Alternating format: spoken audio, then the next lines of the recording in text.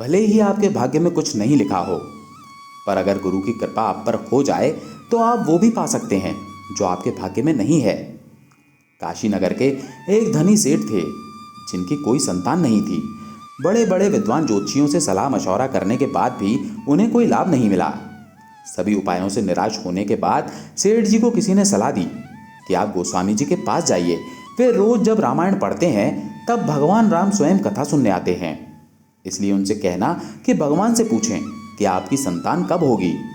सेठ जी स्वामी जी के पास जाते हैं और अपनी समस्या के बारे में भगवान से बात करने को कहते हैं। कथा समाप्त होने के बाद गोस्वामी जी भगवान से पूछते हैं, प्रभु वो सेठ जी आए थे जो अपनी संतान के बारे में पूछ रहे थे।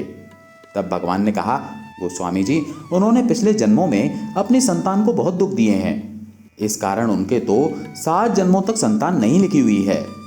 दूसरे दिन गोस्वामी जी सेठ जी को सारी बात बता देते हैं। सेठ जी मायूस होकर इसे ईश्वर की मर्जी मानकर चले जाते हैं। थोड़े दिनों बाद सेठ जी के घर एक संत आते हैं और वो भिक्षा मांगते हुए कहते हैं, भिक्षा दे दो, फिर जो मांगोगे वो मिलेगा। तब सेठ जी की पत्नी संत से बोलती है, गुरुजी मेरी संतान नहीं है।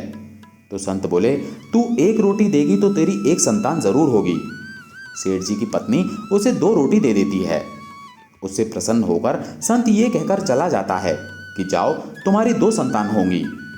1 वर्ष बाद सेठ जी को 2 जुड़वा संतानें हो जाती हैं। कुछ समय बाद गोस्वामी जी का उधर से निकलना होता है। सेठ जी के दोनों बच्चे घर के बाहर खेल रहे होते हैं। उन्हें देखकर वो सेठ जी से पूछते हैं, ये बच्चे किसके हैं? सेठ जी बोलते हैं, गोस्वामी जी ये मेरे बच्चे हैं। आपने तो झूठ बोल दिया कि भगवान ने कहा कि मेरी संतान नहीं होगी, पर ये देखो गोस्वामी जी मेरे 2 जुड़वा संतानें हुई हैं। गोस्वामी जी ये सुनकर आश्चर्यचकित हो गए। फिर व्यापारी उन्हें उस संत के वचन के बारे में बताता है। उसकी बात सुनकर गोस्वामी जी चले जाते हैं। शाम को गोस्वामी जी कुछ चिंतित मुद्रा में रामायण पढ़ते हैं तो भगवान उनसे पूछते हैं, गोस्वामी जी आज क्या बात है, चिंतित मुद्रा में क्यों हो? तो गोस्वामी जी कहते हैं, प्रभु आपने मुझे उस व्यापारी के सामने झूठा साबित करवा दिया। आपने तो कहा था कि व्यापारी के 7 जन्म तक कोई संतान नहीं लिखी है, फिर इसकी 2 संतानें कैसे हो गईं?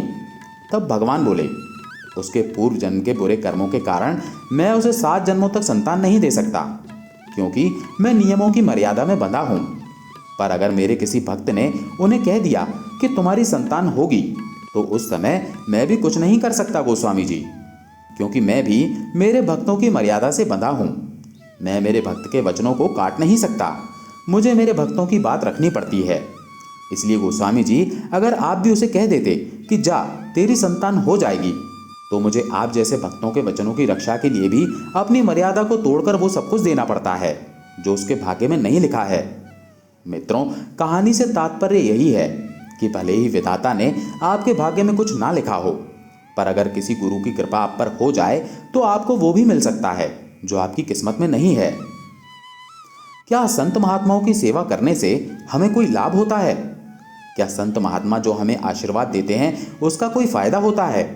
अगर आप भी ये जानना चाहते हैं कि महात्मा के आशीर्वाद से हमें क्या प्राप्त हो सकता है, तो कृपया इस वीडियो में अंत तक बने रहें। प्राचीन समय की बात है। ये कहानी उस समय की है जब साधु महात्मा लोगों की भलाई के लिए गांव-गांव जाकर उपदेश दिया करते थे। एक छोटे से गांव में दया सिंह नाम का आदमी अपनी पत्नी के साथ रहता था। वो बहुत ही गरीब था। दया सिंह के पास खेती करने के लिए पर्याप्त जमीन नहीं थी। जो थोड़ी बहुत जमीन उसके पास थी वो गांव के साहूकार के पास गिरवी रखी हुई थी। इसलिए दया सिंह लोगों के खेतों में मजदूरी करता था और उससे जो भी पैसे मिलते उससे उसका गुजारा चल रहा था। वो रोज सुबह सुबह घर से काम की तलाश में निकल जाता और जहां भी उसे काम मिलता वहीं कर लेता। एक दिन वो काम की तलाश में जा रहा था कि तभी उसकी नज़र गांव के सरपंच के ऊपर पड़ी, जिसके आसपास काफी लोग खड़े हुए थे। दया सिंह वहीं रुककर उनकी बातें सुनने लगा। सरपंच अपने सामने खड़े लोगों से बात कर रहा था और उनमें से एक एक को बता रहा था कि मैंने तुम्हारा नाम लिख लिया है, इसलिए अब तुम लोग जाओ और सभी चीज़ों का अच्छे से इंतज़ाम कर लेना। ऐसे ही सरपंच ने सबका नाम अपनी डायरी में लिख लिया। दया वहाँ खड़ा हुआ सारी बातें सुन रहा था, लेकिन उसकी समझ में कुछ नहीं आया कि ये सब क्या हो रहा है। तभी सरपंच की नज़र दया सिंह के ऊपर पड़ी तो उसने दया सिंह से पूछा, दया सिंह, तुम कब से खड़े हो? क्या तुम भी अपना नाम लिखवाना चाहते हो? अगर हाँ तो बताओ, कितने आदमी लिखूं? दया सिंह ने पूछा। मालिक, कैसे नाम? आप सबके नाम क्यों लिख रहे हैं? मेरी समझ में कुछ नहीं आ रहा। सरपंच ने उसकी बात सुनकर हैरानी से कहा, क्या तुम नहीं जानते कि हमारे गांव में एक बहुत ही ज्ञानी महात्मा अपने शिष्यों के साथ आ रहे हैं? और ये हमारे लिए बहुत खुशी की बात है कि वो हमारे गांव में आ रहे हैं। दया सिंह बोला, आप ठीक कह रहे हो मालिक। महात्मा के आने से हमारे गांव में खुशहाली आ जाएगी, क्योंकि मैंने सुना है कि जहां महात्मा के चरण पड़ते हैं वहां सब कुछ बदल जाता है। उसकी बात सुनकर सरपंच बोला, सुनो दया, महात्मा जहां भी जाते हैं वहां सत्संग के बाद सबके लिए भोजन का इंतजाम होता है। मैंने इसलिए गांव वालों का नाम लिखा है कि जो जो अपने घर में उनको भोजन करवाना चाहता है वो अपना नाम लिखवा दे। इसीलिए सभी गांव वाले अपना अपना नाम लिखवा रहे हैं। दया सिंह सरपंच की बात सुनकर बोला, ये तो बहुत अच्छी बात है मालिक। तब सरपंच ने कहा, क्या तुम भी अपने घर में उनको भोजन करवाना चाहते हो? दया सिंह उसकी बात सुनकर बोला, मालिक, आप तो मेरी हालत जानते ही हैं। काश मैं भी इस कार्य में आपका हाथ बटा पाता, लेकिन मुझे तो खुद भी रोज खाना नहीं मिलता। कभी कभी तो मुझे और मेरी पत्नी को भूखे पेट ही सोना पड़ता है, क्योंकि मेरी सारी जमीन तो सेठ के पास गिरवी रखी हुई है। सरपंच बोला, तो फिर तुम किसी को भोजन नहीं करवाओगे? सरपंच की बात सुनकर दया बोला, मालिक, मैं पहले ही बहुत शर्मिंदा हूं, आप मुझे और शर्मिंदा मत कीजिए। सरपंच उसकी बात सुनकर बोला, अपनी इस हालत के लिए तुम खुद ही जिम्मेदार हो। दया सिंह हैरानी से बोला, मैं खुद जिम्मेदार कैसे हूं मालिक? तब सरपंच ने कहा, जो मनुष्य केवल अपने बारे में ही सोचता है और अपने कार्य करता रहता है वो कभी सुखी नहीं रह सकता। और वैसे तो मनुष्य जन्म से ही स्वार्थी होता है, लेकिन वो कभी कभी किसी की भलाई का भी काम करता है। और एक तुम हो जो कभी किसी का अच्छा नहीं करते। दया सरपंच की बात सुनकर बोला, मालिक, आप सही बोल रहे हो। आजकल मैं अपने बारे में ही सोचता रहता हूँ और मुझे लगता है यही मेरी गरीबी का सबसे बड़ा कारण है। फिर दया सिंह बोला, मालिक, मैं पूरी संगत को खाना नहीं खिला सकता, लेकिन फिर भी मेरा नाम लिख लीजिए। मैं सिर्फ एक ही अतिथि को खाना खिला सकता हूँ। दया सिंह सरपंच को एक आदमी के खाने का लिखवाकर चला गया। घर पहुंचकर उसने अपनी पत्नी से कहा, क्या तुम्हें पता है, कल हमारे गांव में एक बहुत ही बड़े महात्मा अपने शिष्यों के साथ आ रहे हैं। गांव के सभी लोग उनको भोजन करवाएंगे। मैंने भी एक व्यक्ति को खाना खिलाने के लिए सरपंच के पास अपना नाम लिखवा दिया है। उसकी पत्नी ये बात सुनकर बोली, ये तो आपने बहुत अच्छा किया। संत महात्माओं को भोजन कराना तो पुण्य का काम है। तब वो कुछ सोचकर बोली, लेकिन हमारे घर में तो अन्न का एक दाना भी नहीं है। दया सिंह उसकी बात सुनकर बोला, क्या एक दिन हम भूखे नहीं रह सकते? कल जो भी मजदूरी मुझे मिलेगी उससे हम अतिथि को खाना खिला देंगे। ये सुनकर उसकी पत्नी बोली, कल मैं भी कोई ना कोई काम कर लूंगी ताकि अतिथि को अच्छे से खाना खिला सकें। हमारी गरीबी तो रोज की है, लेकिन कभी तो कोई अच्छा काम किया जाए। पत्नी की बात सुनकर दया सिंह बहुत खुश हुआ और फिर दया सिंह काम की तलाश में अपने घर से बाहर निकल गया। दया सिंह मन ही मन परमात्मा से प्रार्थना कर रहा था कि आज कोई अच्छा सा काम मिल जाए जिससे हम अतिथि को अच्छे से खाना खिला सकें। चलते चलते दया सिंह एक सेठ के दरवाजे के पास से गुजर रहा था। तभी उसे एक आवाज़ सुनाई दी, अरे भैया, ज़रा रुको। दया सिंह उसकी आवाज़ सुनकर रुक गया और उनसे पूछा, कहिए सेठ जी। सेठ बोला, कल मेरे घर काफ़ी लोगों का खाना है, उसके लिए क्या तुम मेरी मदद करोगे? दया सिंह बोला, सेठ जी, मैं आपकी क्या मदद कर सकता हूँ? तब सेठ बोला, मेरे घर में खाना बनाने के लिए लकड़ियों की कमी है, क्या तुम लकड़ियों का इंतज़ाम कर सकते हो? दया सिंह उसकी बात सुनकर बोला, हाँ सेठ जी, मैं इंतज़ाम कर सकता हूँ। तब सेठ बोला, लेकिन एक बात का ध्यान रखना, आज शाम तक मुझे लकड़ियाँ मिल जानी चाहिए। तुम अपनी मजदूरी की चिंता मत करना, तुम्हें तुम्हारी उचित मजदूरी मिल जाएगी। दया सिंह उसकी बात सुनकर खुश हो गया और बोला, सेठ जी, आप चिंता मत कीजिए, आज शाम तक आपको लकड़ियाँ मिल जाएंगी। दया सिंह को तो जैसे मन की मुराद मिल गई। वो मन ही मन खुश होकर सोचने लगा, परमात्मा की कृपा से मुझे अच्छा काम मिल गया, अब मैं अतिथि को अच्छे से भोजन करवा सकूंगा। दया सिंह लकड़ियां काटने के लिए जंगल की तरफ चला गया। वो कड़ी धूप में लकड़ियां काटता रहा। वो लकड़ियां काटते काटते बहुत थक गया, लेकिन उसके बावजूद वो अपना काम करता रहा, क्योंकि उसने सोचा कि अगर मैं आराम करने बैठ गया तो शाम तक पर्याप्त लकड़ियां काट नहीं पाऊंगा और फिर मुझे मजदूरी भी नहीं मिलेगी। दया सिंह ठीक से लकड़ियां काट रहा है या नहीं, ये देखने के लिए सेठ जी भी जंगल में पहुंच गए। वहाँ वो दया सिंह को मेहनत से लकड़ियाँ काटते हुए देखकर सोचने लगे, ये तो बहुत मेहनती इंसान है, वरना कौन इतनी कड़ी धूप में लकड़ियाँ काटने को तैयार होता। दया सिंह को लकड़ियाँ काटते काटते शाम हो गई। दया सिंह ने सभी लकड़ियों को इकट्ठा किया और उनका गट्ठर बनाया और फिर उनको लेकर सेठ के दरवाजे पर रख दिया और फिर सेठ के पास जाकर कहा, सेठ जी, मैंने लकड़ियाँ काट कर बाहर रख दी हैं। उम्मीद है इतनी लकड़ियाँ आपको काफ़ी होंगी। आप चाहें तो एक बार उनको देख सकते हैं। सेठ उसकी बात सुनकर बोला, नहीं दया सिंह, देखने की ज़रूरत नहीं है। मैंने तुम्हें जंगल में लकड़ियाँ काटते हुए देखा था। तुम सच में बहुत ही मेहनती इंसान हो। सेठ की बात सुनकर दया सिंह बोला, आपका बहुत बहुत धन्यवाद सेठ जी। फिर सेठ बोला, इस काम के लिए तुम्हें 1 बोरी अनाज और बहुत सारी सब्जियां दी जाएंगी। इससे तुम्हारा काफ़ी दिन काम चल जाएगा। ये कहकर सेठ ने अपने एक नौकर को कहा कि जल्दी से अंदर जाओ और 1 बोरी अनाज और काफ़ी सारी सब्जियां लेकर आओ। नौकर अंदर गया और कुछ देर बाद 1 बोरी अनाज और ढेर सारी सब्जियां लेकर बाहर आ गया। दया सिंह इतनी सारी सब्जियां और 1 बोरी अनाज देखकर हैरान रह गया। उसने सेठ से कहा, मालिक, हम जीवन भर आपके आभारी रहेंगे। आपका ये उपकार मैं कभी नहीं भूलूंगा। सेठ उसकी बात सुनकर बोला, दया सिंह, ये तुम्हारी मेहनत की कमाई है। मैंने तुम्हारे ऊपर कोई परोपकार नहीं किया। दया सिंह ने सारा सामान इकट्ठा किया और अपने घर की तरफ चल दिया। अब उसकी सारी चिंता खत्म हो गई थी। अब वो बहुत खुश था।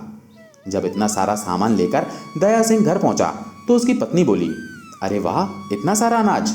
लेकिन इतना सारा अनाज पाने के लिए तो आपको बहुत मेहनत करनी पड़ी होगी। और ये क्या, आपके हाथ में चोट कैसी? तब दया सिंह बोला, थकान और हाथ कटने की चिंता मत करो, ये तो कुछ दिनों में ठीक हो जाएगी। तुम तो सिर्फ ईश्वर का धन्यवाद करो जिसने हमारी इज्जत बचा ली, अन्यथा हम अतिथि को क्या खिलाते। तब उसकी पत्नी बोली, अब आप भी चिंता छोड़ो, क्योंकि सामान तो इकट्ठा हो गया है और रही बात भोजन बनाने की तो वो मैं कर लूँगी। मुझे उम्मीद है हम अतिथि को अच्छे से अच्छा भोजन करवाएंगे। भोजन का सामान इकट्ठा होने से दया सिंह और उसकी पत्नी बहुत खुश थे। अब वो दोनों सुबह होने का इंतजार कर रहे थे कि कब सुबह हो और वो अतिथि को बुलाकर लाएं और अपने घर भोजन करवाएं। सुबह होते ही दया सिंह की पत्नी ने खाना बनाना शुरू कर दिया और फिर खाना बनने के बाद दया सिंह अतिथि को लेने के लिए सरपंच के घर की तरफ चल पड़ा।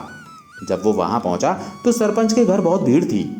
किसी तरह वो सरपंच के पास पहुँचा और जाकर सरपंच से कहा, सरपंच जी, मैं अपने लिखवाए हुए अतिथि को लेने के लिए आया हूँ। तब सरपंच ने अपनी डायरी उठाई और फिर बोला, लेकिन भाई, तुम्हारा नाम तो इस डायरी में नहीं लिखा। लगता है कल मैं तुम्हारा नाम लिखना भूल गया। ये बात सुनकर दया सिंह बोला, मालिक, एक बार और ठीक से देखिए, मैंने अपने हिस्से का नाम लिखवाया था। सरपंच बोला, मैंने ठीक से देख लिया है, तुम्हारा नाम कहीं नहीं लिखा। तब दया सिंह बोला, मालिक, आप एक अतिथि को मेरे साथ भेज दीजिए, मैंने खाने का इंतज़ाम कर लिया है। तब सरपंच बोला, अब तो कुछ नहीं हो सकता, सारे अतिथि लोगों के घर जा चुके हैं और जो बचे हुए हैं उनको गांव वाले लेने के लिए आए हुए हैं। तब दया सिंह बोला, अब मैं क्या करूं, मैं बहुत उम्मीद से आया हूं। तब सरपंच ने कहा, भाई, तुम ये सोच लो कि तुम्हारी किस्मत में महात्मा को खाना खिलाना लिखा ही नहीं। ये बात सुनकर दया सिंह बहुत दुखी हुआ और मायूस मन से घर की तरफ चल दिया। उसे समझ नहीं आ रहा था कि अब वो क्या करे। वो दुखी होकर वापस जा ही रहा था कि एक पेड़ के नीचे एक दिव्य पुरुष नजर आए, जिनके आसपास काफी लोग बैठे हुए थे। दया सिंह के मन में दिव्य पुरुष को भोजन कराने की इच्छा जागी। वो उनके पास जा पहुंचा और हाथ जोड़कर कहने लगा, महात्मा जी, अब आप ही मेरा दुख दूर कर सकते हैं। मैं बहुत आशा लेकर आपके पास आया हूँ। दया सिंह की आंखों से आंसू बहने लगे। दया सिंह का ये व्यवहार देखकर उन दिव्य पुरुष को बहुत आश्चर्य हुआ। उन्होंने उससे पूछा, क्या हुआ बेटा, तुम रो क्यों रहे हो और बहुत दुखी भी लग रहे हो। तब दया सिंह बोला, गुरुजी, अगर आप चाहें तो मेरा दुख दूर कर सकते हैं, लेकिन अगर आप भी मना कर दोगे तो मैं टूट जाऊंगा। उसकी बात सुनकर महात्मा ने कहा, तुम रो मत और मुझे अपनी परेशानी बताओ। तब दया सिंह ने कहा, गुरुजी, मैं सिर्फ ये चाहता हूँ कि आप मेरे साथ मेरे घर चलने की कृपा करें। महात्मा ने ध्यान से दया की तरफ देखा। वो सब समझ गए थे। तब उन्होंने दया से कहा, बस इतनी सी बात, इसके लिए दुखी होने और रोने की क्या ज़रूरत है, मैं तुम्हारे घर में भोजन ज़रूर करूँगा। फिर महात्मा जी दया के साथ उसके घर चल दिए। ये देखकर वहाँ बैठे हुए लोग बहुत हैरान हुए और वो आपस में बातें करने लगे कि एक गरीब आदमी के लिए महात्मा ने अपना उपदेश भी बीच में छोड़ दिया और उसके साथ चले गए। सभी महात्मा की जय जयकार करने लगे। मित्रों, ये दिव्य पुरुष कोई और नहीं बल्कि उन सभी शिष्यों के गुरु थे जो उस गांव में पधारे थे। जब सभी लोगों को पता चला कि दया सिंह ने महात्मा को अपने घर खाना खिलाया है तो लोग दया सिंह के भाग्य को सराहने लगे। जब दया सिंह महात्मा को लेकर अपने घर पहुंचा तो दया सिंह की पत्नी ने महात्मा को हाथ जोड़कर प्रणाम किया और फिर बैठने के लिए उन्हें आसन दिया और फिर उनको अच्छे अच्छे पकवान परोसे। जब महात्मा जी भोजन कर चुके तो दया सिंह हाथ जोड़कर बोला, गुरुजी, आपने जो हमारे घर भोजन करके हमारे ऊपर उपकार किया है, हम पति पत्नी सदा आपके आभारी रहेंगे। उसकी बात सुनकर महात्मा ने कहा, कोई भी आदमी छोटा या बड़ा नहीं होता। छोटे और बड़े व्यक्ति की भावना तो अज्ञानी व्यक्तियों का बिछाया हुआ जाल है। उनकी बात सुनकर दया सिंह बोला, महात्मा जी, ये तो आपकी उदारता है, वरना हम तो एक तुच्छ प्राणी हैं। तब महात्मा ने कहा, तुम तुच्छ नहीं हो। जिस मनुष्य का मन साफ होता है वो तुच्छ नहीं होता। जिस व्यक्ति का हृदय साफ होता है वो सबसे श्रेष्ठ मनुष्य होता है। महात्मा जी दया सिंह के घर खाना खाकर बहुत खुश हुए। दया सिंह और उसकी पत्नी को आशीर्वाद देकर महात्मा जी वहां से चले गए। दया सिंह और उसकी पत्नी बहुत खुश थे कि तभी दया सिंह की नज़र वहां रखे हुए कमंडल पर पड़ी। वो अपनी पत्नी से बोला, लगता है महात्मा जी अपना कमंडल यहीं पर भूल गए हैं। अभी वो ज़्यादा दूर नहीं गए होंगे, मैं अभी जाकर उनको वापस कराता हूँ। लेकिन जब दया सिंह कमंडल को वापस करने के लिए महात्मा के पास गया तो महात्मा जी गांव से जा चुके थे। दया सिंह ने कमंडल अपने घर में रख लिया। एक दिन जब दया सिंह की पत्नी ने उस कमंडल को उठाया तो वो उसके हाथ से छूट गया और उसमें से सोने के सिक्के गिरने लगे। तब तक दया सिंह भी वहां पर आ गया और सोने के सिक्के देखकर हैरान होकर बोला, अरे, इस कमंडल में से तो सोने के सिक्के निकल रहे हैं। तभी उसकी पत्नी बोली, मुझे लगता है महात्मा जी कमंडल यहाँ भूले नहीं थे, बल्कि आशीर्वाद के रूप में जानबूझकर छोड़कर गए थे। दया सिंह उसकी बात सुनकर बोला, हाँ, लगता है तुम ठीक कह रही हो, ये महात्मा जी का आशीर्वाद ही है। तब दोनों पति पत्नी आंखें बंद करके महात्मा का गुणगान करने लगे। दया सिंह ने सारे सोने के सिक्के उठाकर रख लिए। अब उनके पास किसी चीज़ की कमी नहीं थी। दया सिंह ने गिरवी रखे हुए अपने खेतों को सेठ से छुड़वा लिया और अपने खेतों में कड़ी मेहनत करने लगा। अब उन दोनों का जीवन सुखमय हो गया था। उसके बाद जब भी दया सिंह को कोई साधु महात्मा नजर आते तो वो उनको अपने घर ले जाता और उनकी सेवा करता। इस सुंदर कहानी से हमें ये शिक्षा मिलती है कि हमें साधु महात्माओं की सेवा जरूर करनी चाहिए, क्योंकि उनकी सेवा करने से हमारे जीवन में कभी कोई परेशानी नहीं आती। साधु महात्मा हमारे स्वार्थ के साथ साथ हमारा परमार्थ भी पूरा करते हैं। इसलिए हमें हमेशा साधु संतों की सेवा जरूर करनी चाहिए और उनका आशीर्वाद प्राप्त करना चाहिए। दोस्तों, अगर आपको ये कहानी अच्छी लगी हो तो कृपया लाइक, कमेंट और शेयर जरूर करें। धन्यवाद।